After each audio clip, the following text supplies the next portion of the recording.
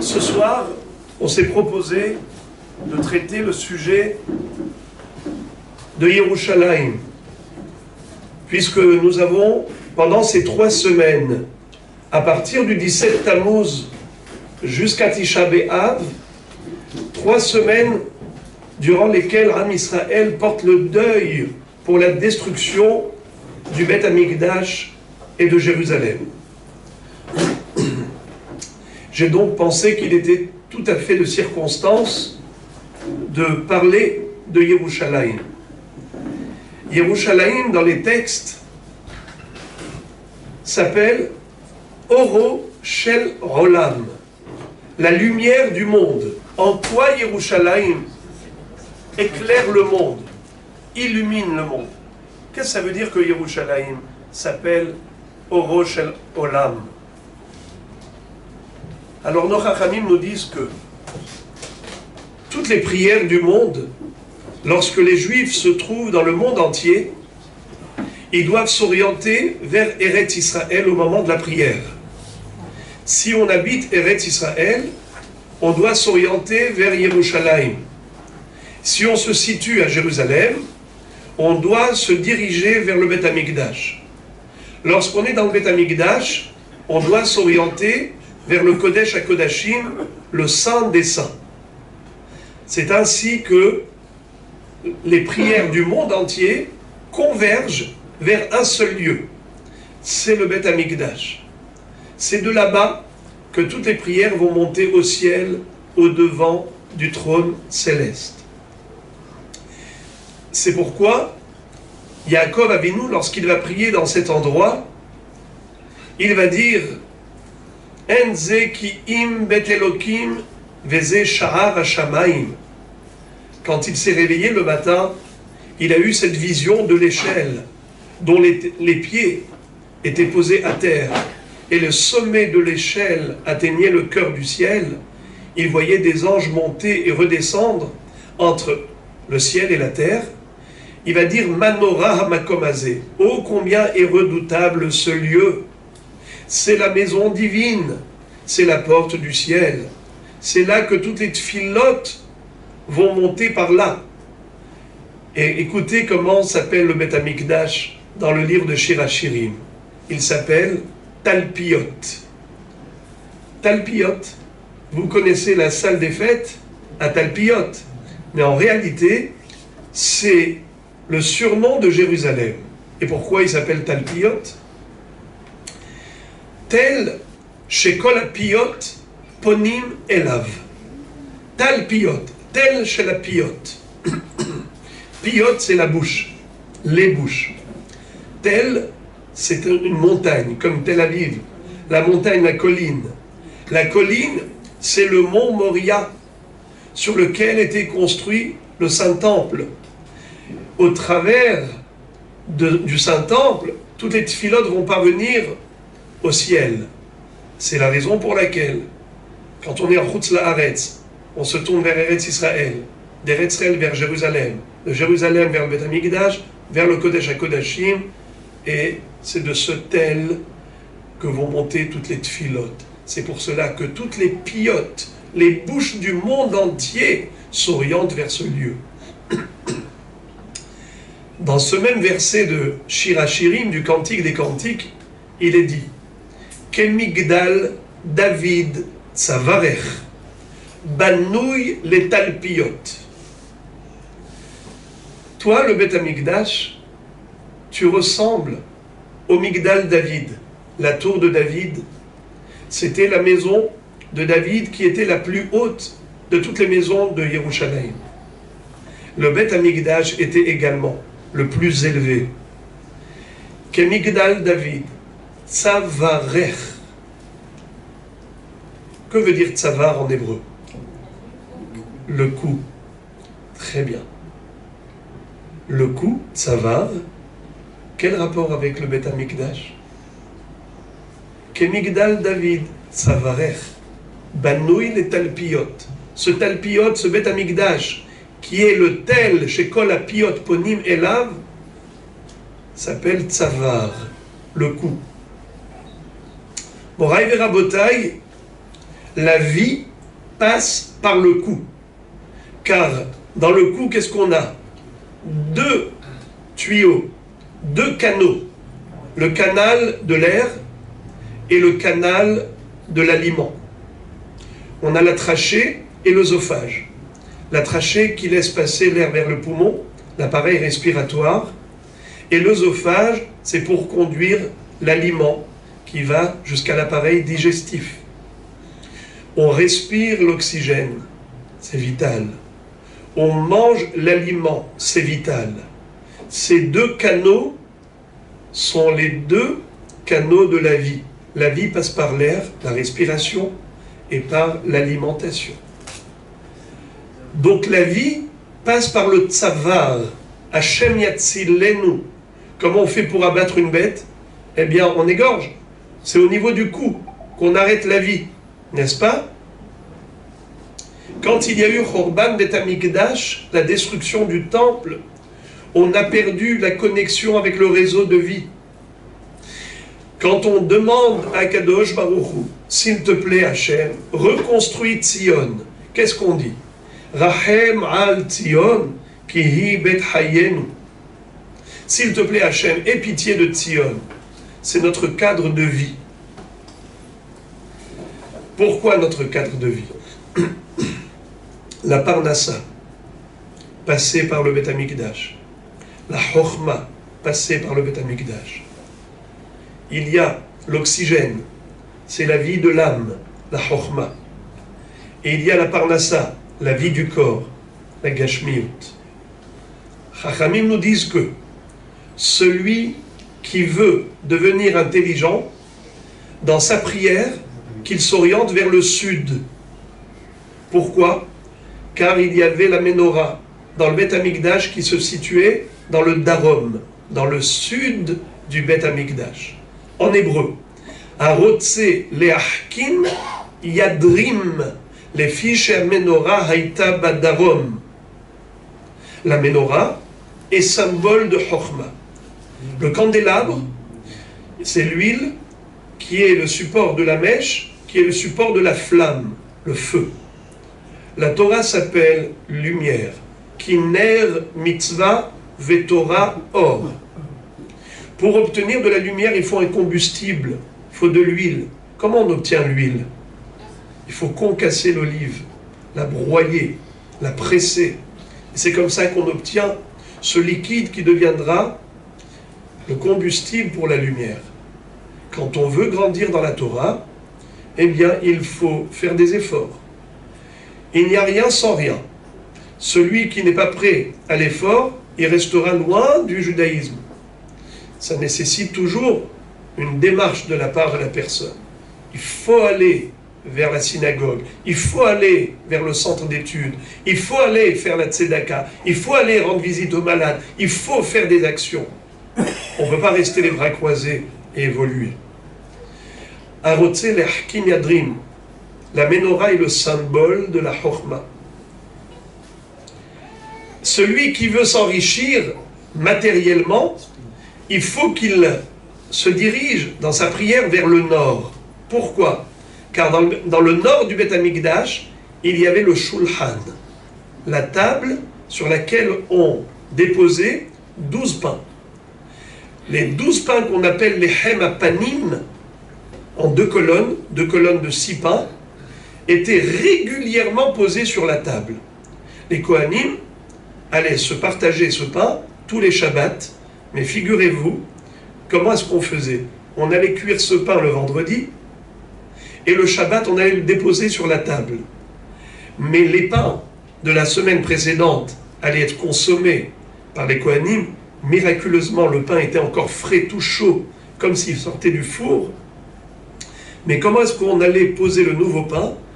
Il y avait des Kohanim qui retiraient le pain et des Kohanim qui déposaient le nouveau pain, de manière à ce qu'à aucun moment le Shulchan reste sans pain.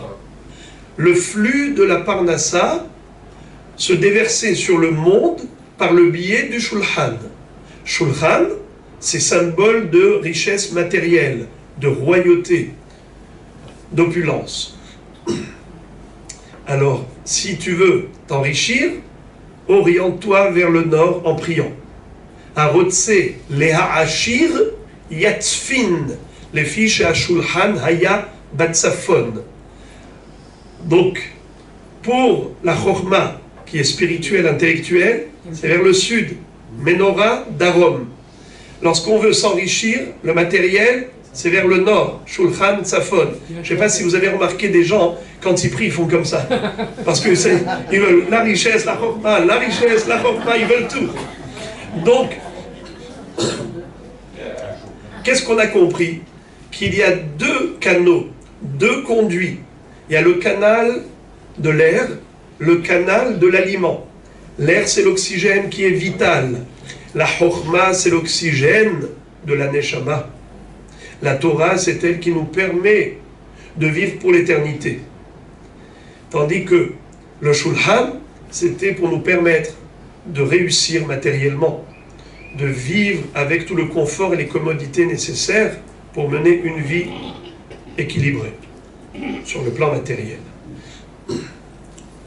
Kemigdal David Tzavarech, Banouy les Talpiot. Ce Talpiot, ce Beth Amikdash, était comme le Tzavar, était comme le cou, qui est le canal de la vie, où on avait tout le Shefar de la Chochma et le Shefar de la Parnassa, l'abondance à tous les niveaux. Sur le plan de la Chochma, je vais développer davantage. Il y avait, à l'époque de la destruction du premier temple, un Navi, le prophète qui était contemporain, il se nommait Irmia, le prophète Jérémie. C'est lui qui a écrit les Jérémiades. La Megillat Echa, que l'on lit en pleurant, le jour de Tisha B'Av, jour de la destruction du temple. C'est lui qui avait essayé de faire Teshuvah au peuple juif. Ils n'ont pas écouté ses discours. Ils considéraient que c'était des menaces vaines quand il leur disait attention. Akadosh Baruch Hu, quand il a écrit dans la Torah que si vous vous détournez de lui, eh bien, il va vous virer de son pays, vous serez pourchassés de la terre d'Israël, ce n'est pas juste des mots, des paroles qui s'envolent. C'est des écrits qui restent. Hachem a été sérieux quand il a prescrit cela dans la Torah. Malheureusement, ils n'ont pas pris cela au sérieux. Ils n'ont pas pris à cœur tout ce qu'il leur adressait comme reproche et réprimande. Ils ont même voulu se débarrasser de lui. Ils l'ont jeté dans un puits de sable mouvant pour le tuer. Il a été sauvé par son élève, Baruch ben Neria, qui l'a tiré du puits. Yirmiyah Hanavi, Akadosh Baruch Hu lui a dit, au moment où il allait détruire le temple, il va dire au prophète Jérémie, va dans la ville de Hanatot, tu vas acheter un champ chez ton oncle, Hanamel. Quand Irmia est parti, il a quitté Jérusalem. C'est là que les ennemis sont rentrés Tisha B'Av pour brûler le temple. Quand il est revenu, il voit de la fumée sortir de l'emplacement du Beth Amikdash. Il s'est dit, tiens, certainement les Juifs ont fait Teshuvah. Ils ont pris conscience de ce que je leur disais. Ils ont recommencé à offrir des sacrifices. Je vois la fumée se dégager du Beth Amikdash. Certainement que c'est la fumée des sacrifices. Quand il s'approche, il voit que c'est le temple qui est brûlé. Et il va dire à Kadosh Baruch Hu, tu m'as eu, tu m'as renvoyé de Jérusalem, tu m'as envoyé chez mon oncle, parce que tu savais que si j'étais resté là, je n'aurais pas cessé de prier, je ne t'aurais pas laissé brûler et détruire ta maison. Hachem pititani va ifat, tu m'as séduit, je me suis laissé entraîner. Irmia, à ce moment-là, il se met à pleurer comme un enfant qui sanglote, comme un enfant qui a perdu sa mère. Et qui est-ce qui vient le croiser, l'accoster? C'était Platon. Le Midrash, le Rama, Rabbi Moshe Isserles, qui a écrit dans son livre Torah Ta'ola cette histoire extraordinaire, il dit que Platon, qui était un philosophe de renommée mondiale, un goy, mais célèbre pour son intelligence, rencontre Irmia Navi et lui dit, tu es un sage d'Israël, tu pleures pour des pierres, tu pleures pour du bois qui a brûlé. Ce n'est pas une marque d'intelligence. Et alors, un incendie qui a brûlé, Aitzim va avanim. En plus, quelqu'un d'intelligent ne pleure pas pour le passé. Quelqu'un d'intelligent sait que le passé est mort. On ne va pas faire revivre les morts. Ça y est, c'est une fatalité, c'est une réalité. Tu dois assumer, tu dois réaliser que, voilà, c'est parti. Irmia lui dit, toi tu es un philosophe, tu es un chercheur, un scientifique. J'imagine que tu dois avoir, dans le cadre de tes recherches, certaines interrogations. Tu dois certainement avoir des questionnements, des questions auxquelles tu n'as pas trouvé de solution. Est-ce que tu voudrais me les poser? Il lui a dit, ça ne sert à rien parce que j'y ai réfléchi de longues années. Et, en effet, j'ai des questions, mais je sais qu'elles sont sans réponse. Personne dans ce monde ne pourra me trouver les vraies solutions. Il lui a dit, tente malgré tout, expose tes problèmes. Sur le champ, Irmia Navi lui a expliqué des démonstrations d'une clarté qui a laissé Platon subjugué, bouche bée. Il lui a dit, Irmia, tu es un homme ou un ange? Il lui a dit, je suis un être humain. Mais que tu saches que toute ma chorma, je l'ai puisée dans ces pierres. C'est de ces murs-là. Tu comprends que je ne pleure pas pour du bois, ni pour des pierres, mais pour une richesse infinie, éternelle. La chorma qu'il y avait au travers du Beth Amikdash, Chachamim vont dire Ki mitzion tetse Torah udvar Hashem Yerushalayim. La raison pour laquelle le Sanhedrin, qui comprenait 71 sages d'Israël, les plus grands, les plus forts, siégeaient là-bas, dans l'Ishkat Agazit, c'était une pièce du Beth Amikdash. Là-bas, dans une des salles attenantes au Beth Amikdash, se trouvaient les 71 Hachamim qui constituaient le Sanhedrin. Le Sanhedrin, c'était le pouvoir législatif et exécutif du peuple juif. C'était eux qui tranchaient la loi de la Torah.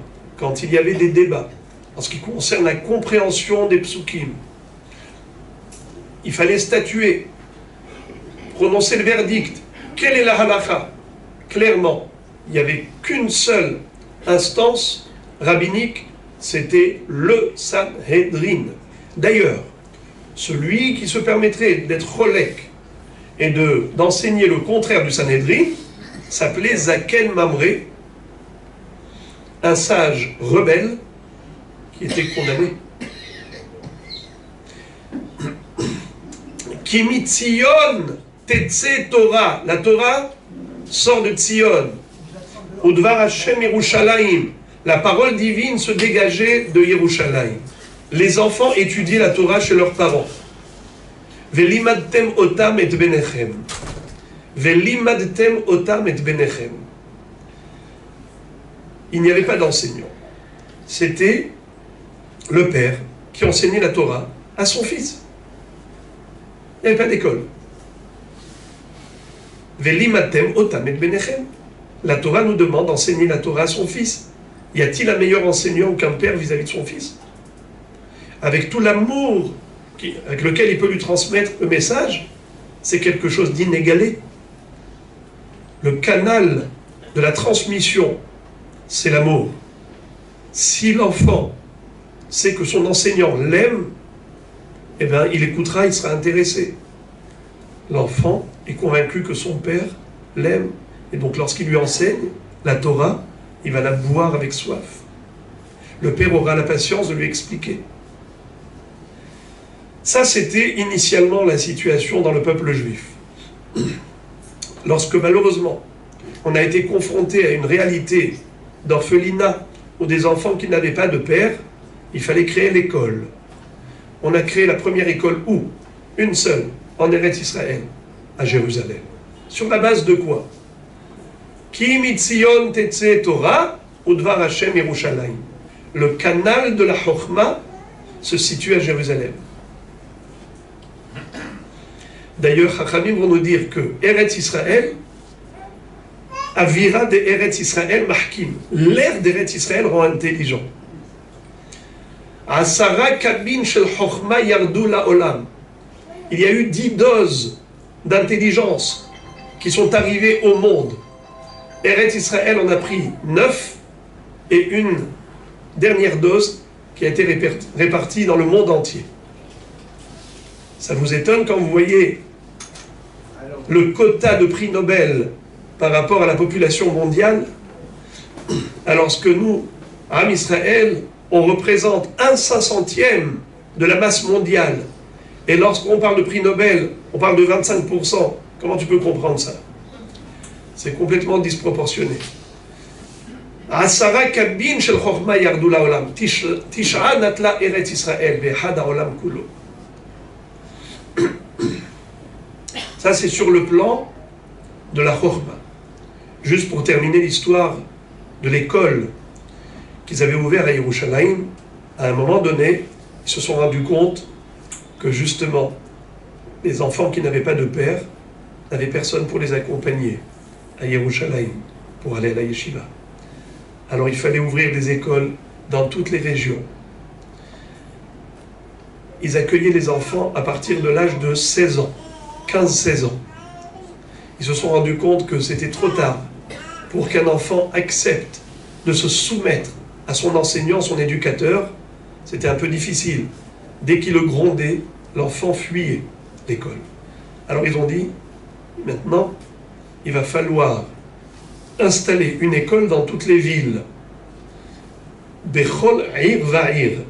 C'est qui avait innové ce concept? C'était un Kohen Gadol qui s'appelait Yehoshua ben Gamla. Yehoshua ben Gamla a institué l'école dans toutes les villes.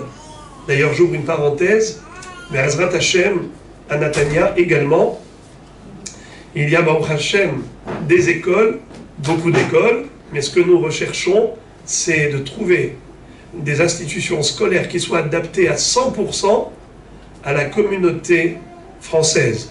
Ce ne sera pas une école française du tout, c'est une école israélienne avec des programmes israéliens, avec des enseignants qui parlent entièrement en hébreu, mais la mentalité, c'est-à-dire que la communication entre les parents, les enseignants, les enfants puissent également être encadrés jusqu'à 16 heures, qu'ils ne rentrent pas à la maison et ils ne trouvent personne à la maison et qu'ils soient livrés à eux-mêmes. Donc, Be'ezrat Hashem, il faut le publier et encourager les Olim Chadashim ou bien même ceux qui ont déjà leurs enfants ici. Baruch Hashem, je me suis rendu compte qu'il y a des parents qui ont pris conscience, qui ont déjà leurs enfants dans des institutions scolaires, mais qui, chas v'shalom, quand on voit le résultat, on voit au bout du compte, qu'est-ce que deviennent ces jeunes au bout du parcours? C'est ça l'intelligence. Il ne faut pas attendre demain pour pleurer. Il faut réagir en amont. Tant qu'il a encore temps, l'enfant est jeune, l'enfant est capable d'intégrer tout ce qu'on lui donne, tout ce qu'on lui enseigne. Comme dit la Gemara, Asfele Ketora. Tu peux le gaver, l'enfant. Regardez aujourd'hui, avec la technologie moderne, les adultes ont du mal. Les adultes ne se débrouillent pas toujours avec des ordinateurs très sophistiqués. Les gosses, en 2 minutes, ça y est, c'est tout. Donc il y a des capacités. Je ferme la parenthèse pour revenir à cette notion que la première école a été ouverte à Yerushalayim sur la base de cette notion que le lieu de la Chokhma, c'est à Jérusalem. Pardon? En quelle année? Ça fait à peu près 2000 ans. Yehoshua ben Gamla, c'est du Baït Sheni. Donc le Baït Sheni, puisqu'il y a près de 2000 ans du Chorban Beit HaMikdash, donc Yehoshua ben Gamla, c'est 2000 ans. Je vais revenir maintenant à la réussite, pas seulement au niveau Parnassa, comme on a dit tout à l'heure, que grâce au Shulchan, on avait une bénédiction dans tout. Vous savez qu'il y avait des fruits qu'on appelait Perot Ginosar. La Gemara nous dit que depuis la destruction du temple, les fruits ont perdu leur goût. Nital Taram à Perot.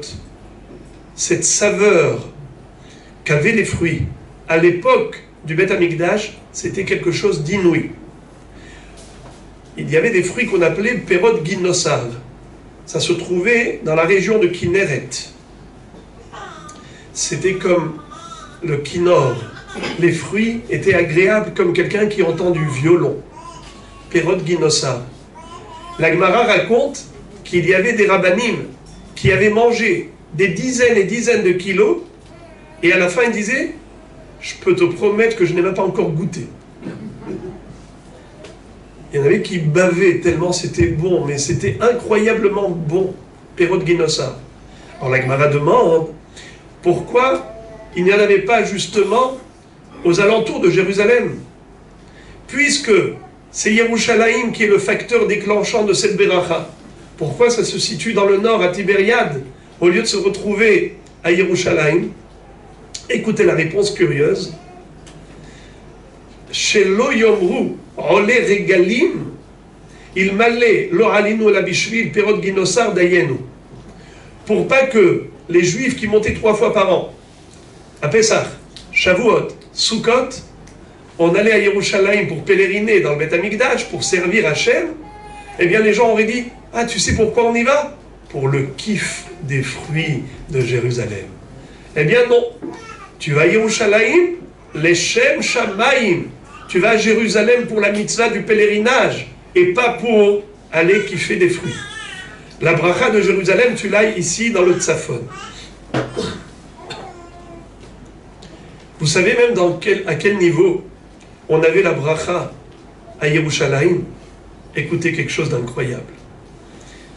Même au niveau de la beauté. La Gemara dit que 10 doses de beauté se sont déversées sur le monde. Tisha natla Yerushalayim ve'echad ha'olam kulo. La dimension de beauté, 90% de cette notion, de cette dimension de beauté, s'est retrouvée concentrée à Jérusalem. Là-bas, on avait les gens les plus beaux. Et 1/10 dans le monde entier. La Gemara raconte qu'un jour, Rabbi Elazar est tombé malade. Qui est venu lui rendre visite? Rabbi Yochanan. Mais Rabbi Elazar était très pauvre, vivait dans la précarité. Figurez-vous qu'il s'est retrouvé dans sa chambre qui était obscure, parce qu'il n'y avait même pas de fenêtre. Alors il était dans l'obscurité, malade, Rabbi Elazar. Rabbi Yochanan, qui vient lui rendre visite, voit qu'il est dans le Hosher. Qu'est-ce qu'il fait Rabbi Yochanan? Ni une ni deux, il retrousse sa manche. Il retrousse sa manche, et sa manche devient comme un fluorescent, un néon, qui éclaire toute la pièce. Ça veut dire que son corps était lumineux, une beauté éclatante. Et à ce moment-là, Rabbi Elazar se met à pleurer. Rabbi Elazar pleure. Rabbi Yochanan lui dit « Pourquoi pleures-tu » Il dit « Parce qu'au début, Rabbi Yochanan lui-même dit « Peut-être tu pleures parce que tu es dans la pauvreté » Lo kol adam zoché lishte shulchanot. Pas tout le monde a les 2 shulchanot, les 2 tables, la richesse dans ce monde et dans l'autre. Tu as, Baruch Hashem, tellement de mérite. Tu sais que tu as le Olam Haba. Ce n'est pas grave si tu subis des épreuves de pauvreté dans ce monde. Il dit peut-être tu pleures parce que tu n'as pas étudié suffisamment de Torah. Tu t'en veux. Ce n'est pas la quantité qui compte, c'est la qualité. Tu sais que tu t'es investi au maximum.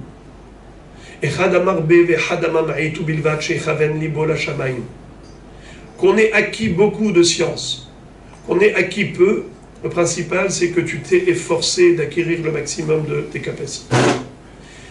tu as eu une kavana leshem shamaim, tu as aimé la Torah de Dieu, tu as essayé de t'y investir, eh bien, ce que tu as pu récolter, tu dois t'estimer heureux. Rabbi Lazare va dire à Rabbi Yochanan, non Rabbi Yochanan, c'est pas pour cela que je pleure, ni pour un problème de matériel, ni pour un problème spirituel. Tu sais pourquoi je pleure? Parce que lorsque j'ai vu ta beauté, toi Rabbi Yochanan, je me suis dit qu'un jour, tu vas quitter ce monde et que cette beauté-là va disparaître sous la terre. Haval al hayshufra debalé be'ara. Dommage pour cette beauté qui va disparaître un jour. Alors Rabbi Yochanan va lui dire, c'est pour cela que tu pleures? Tu as raison de pleurer. Alors Rabbi Yochanan lui aussi se met à pleurer. Rabbi Yochanan éclate en sanglots. Et qu'est-ce qu'il fait? Venez, venez. Rabbi Yochanan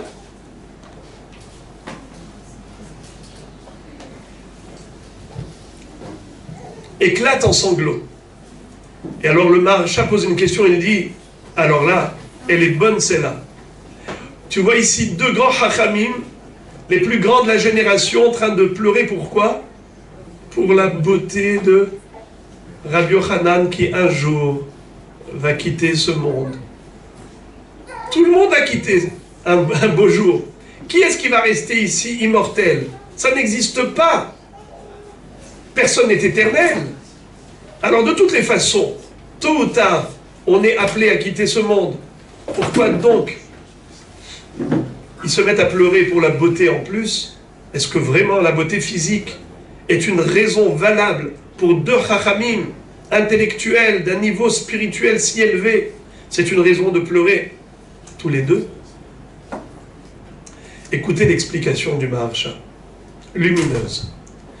Il dit qu'en réalité, Rabbi Yochanan a dit de lui-même qu'il était le dernier des Shapirei Yerushalayim. Qu'est-ce que ça veut dire? Le dernier des gens beaux de Jérusalem. C'était le dernier survivant de l'époque du Beth Amikdash. Le Beth Amikdash, lorsqu'il existait, alors en effet, les gens les plus beaux se retrouvaient à Jérusalem. Rabbi Yochanan a dit, je suis les derniers des enfants de Jérusalem, de cette époque, dernier survivant. Quand Rabbi Yochanan va quitter ce monde, il n'y aura plus aucun échantillon du Beth Amikdash. Aujourd'hui, on ne sait même pas pourquoi pleurer.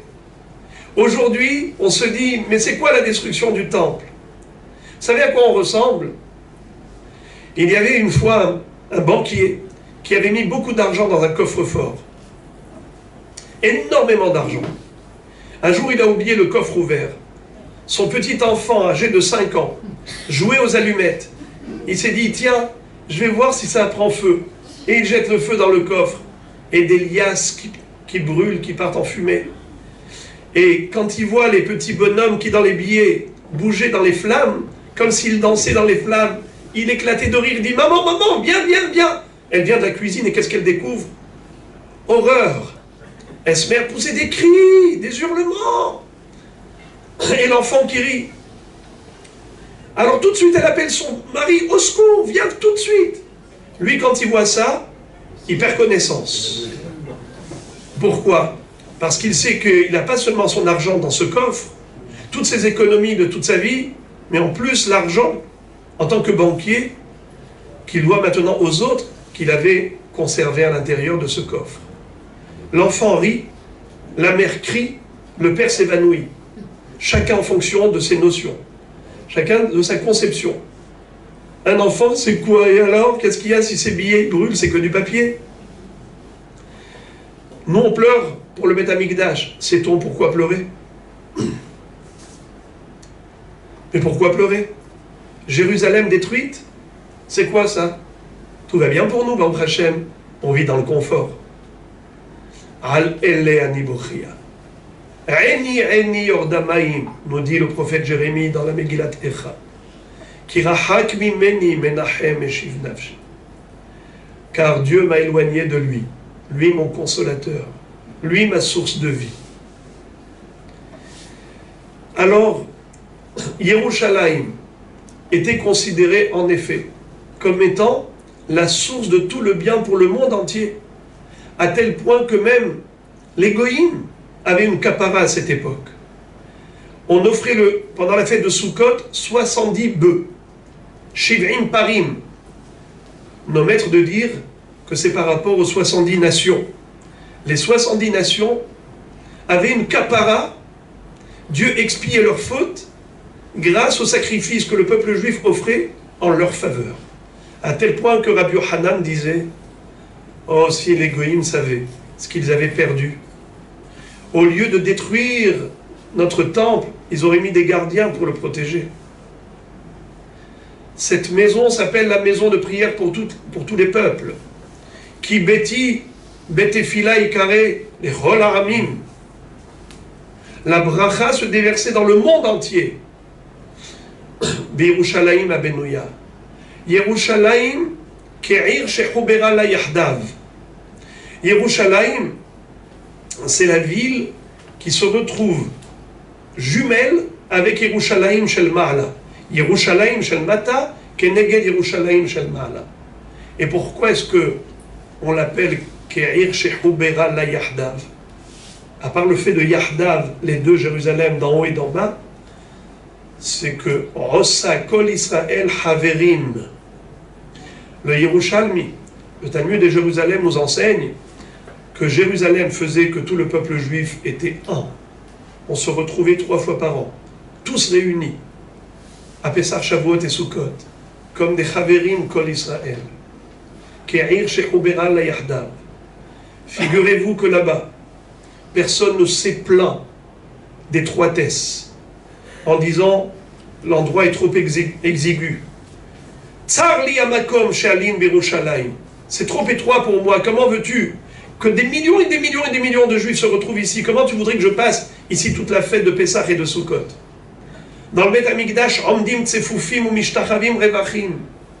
Le jour de Kippour, on se tenait debout, tous dans le Bet Hamikdash, et quand il fallait se prosterner, comme vous le savez qu'à Kippour, lorsque le Kohen Gadol prononçait le nom divin, le nom explicite, le Shem HaMeforach, tout le monde s'étendait sur le sol.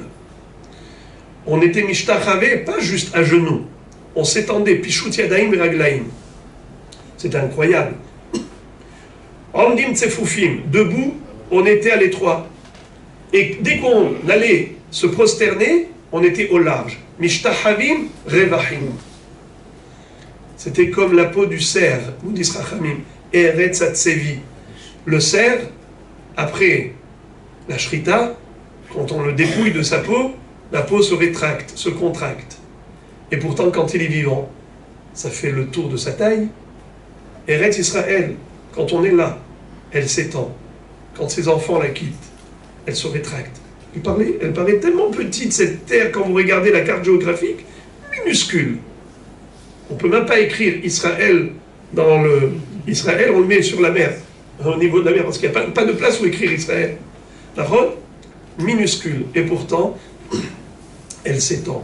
D'ailleurs, comment ça se fait que pendant des siècles et des siècles, cette terre est restée inhabitée, déserte? Pourtant, tout le monde a convoité.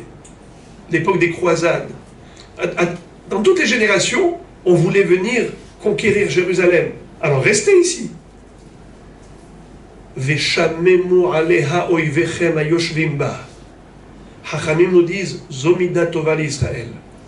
Akadosh Baruch Hu a fait en sorte que cette terre, qui est Eretz Zavat Chalav Udvash, où coule le lait et le miel, elle n'offre ses fruits qu'à ses enfants.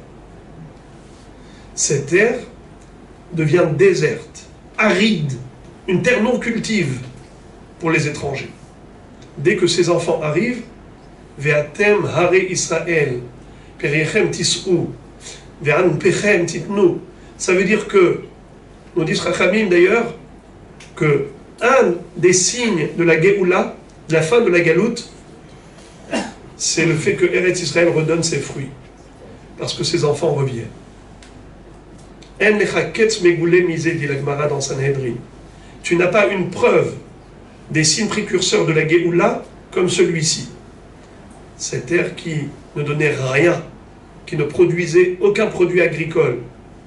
C'était Yavesh. Et là maintenant, Eretz Israël exporte des fruits partout. On enseigne l'agriculture aux autres. C'est extraordinaire. La richesse de cette terre où coule le lait et le miel. Ça, c'était la Metsiout de Yerushalayim.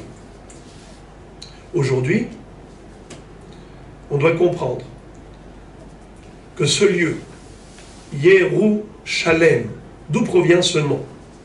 Et pourquoi Yerushalayim a été choisi par Dieu pour être le lieu de sa résidence divine? Shetia, Hachamim nous disent que dans le Bet Hamikdash, dans le Saint des Saints, qui est l'endroit le plus sacré du monde, il y a là-bas une pierre qui s'appelle Even HaShetia. Malheureusement, aujourd'hui, se retrouvent construits au-dessus ceux qui ont convoité ce lieu. Eh bien, pourquoi ça s'appelle Even HaShetia? Shemimena Hushtat HaOlam. Ça a été la base du monde. C'est-à-dire, quand Akadosh Baruch Hu a créé la terre, il a créé d'abord cette pierre qui s'appelle Even HaShetia, qui va s'étendre, s'étendre, s'étendre, s'étendre, jusqu'à devenir le monde. L'univers tout entier, son nombril, c'est où? C'est Even HaShetia.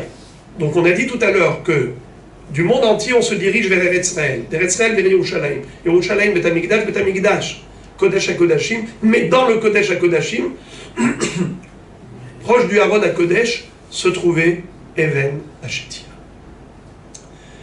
De ce fait, de ce Even HaShetia que Akadosh Baruch Hu a créé en premier, il en a fait là-bas le lieu de sa résidence.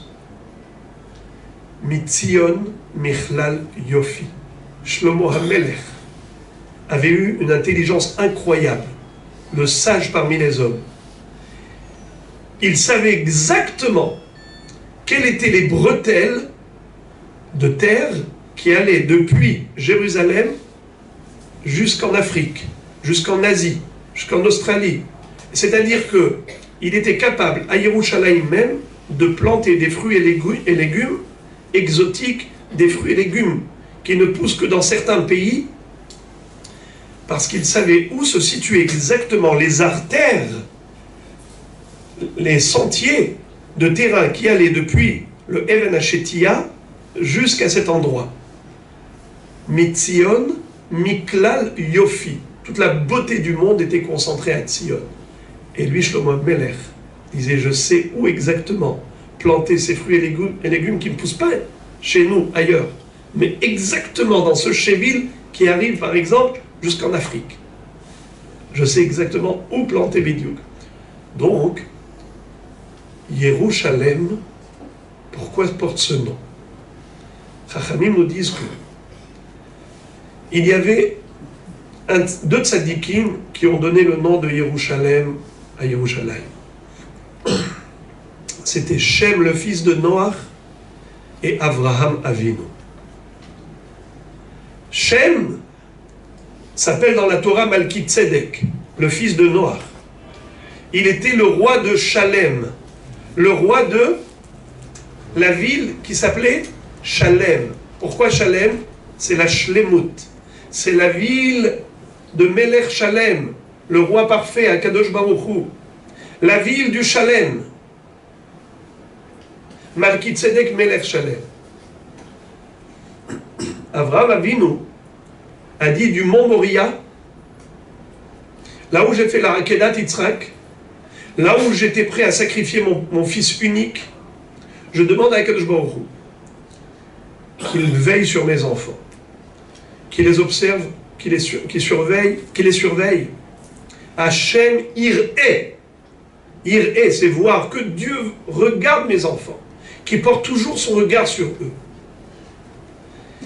Moshe Rabbeinu a dit Asher ye'amer hayom behar Hashem yera'eh. Non seulement que Dieu nous voit, mais nous on voit Dieu. Comment?